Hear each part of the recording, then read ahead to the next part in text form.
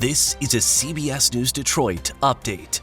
Good morning, everyone. I'm Sandra Ali. Here's a look at your top headlines on this Tuesday. Was the FDA outside its authority when it approved the abortion pill mifepristone? That's what the High Court will decide as arguments begin later today.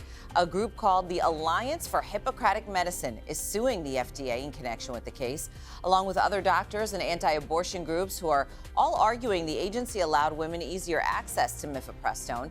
One of the issues the justices will first determine is whether or not doctors and other groups suing the agency have been harmed by the drug in a way that gives them a right to sue. That's a legal concept known as standing.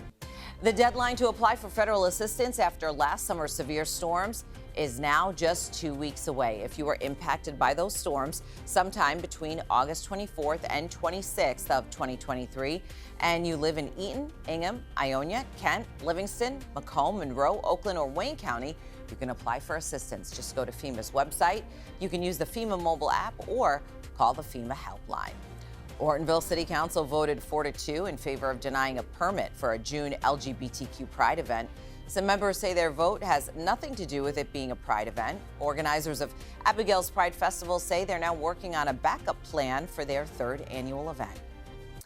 In a letter to parents, St. Germaine Catholic School in St. Clair Shores will close down after all. It's now confirmed. Back in January, you might remember priests at the school said they were planning to shut down the school because of an operating budget deficit of around $150,000. The community, though, sprang into action. One parent at the school tells us they raised more than $430,000. But in the end, there weren't enough students enrolled by the March 1st deadline. St. Germaine will now close for good at the end of the school year.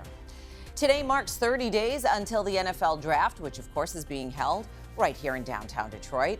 An event is being held later today to mark the 30-day mark. Members of the media will learn about the start of construction for the NFL Draft Theater and also the downtown street closures, which will begin at the end of the week.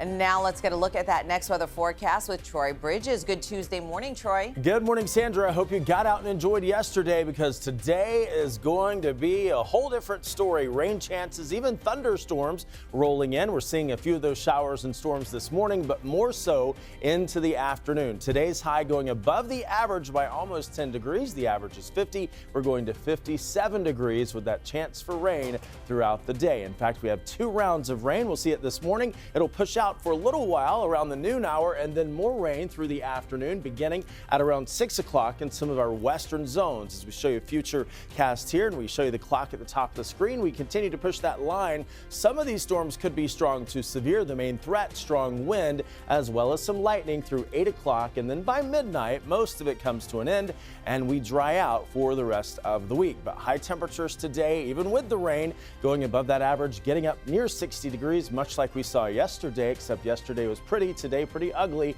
59 in Blissfield today, Tecumseh getting up to 58 for the afternoon high. Livonia today at 58 degrees, Dearborn at 57 with thunderstorms, Pontiac at 54, and even along the lake there, Port Huron at 52 for the afternoon high today, and other areas in northern zones like Lapeer at 55. So most all of us dealing with those storms today. Then we clear out tomorrow as we take you into the next 7 days. Tomorrow only a 10% chance for rain, a high of 48, so cooler, but in time for Easter weekend, Sandra, looking much better. Back to you.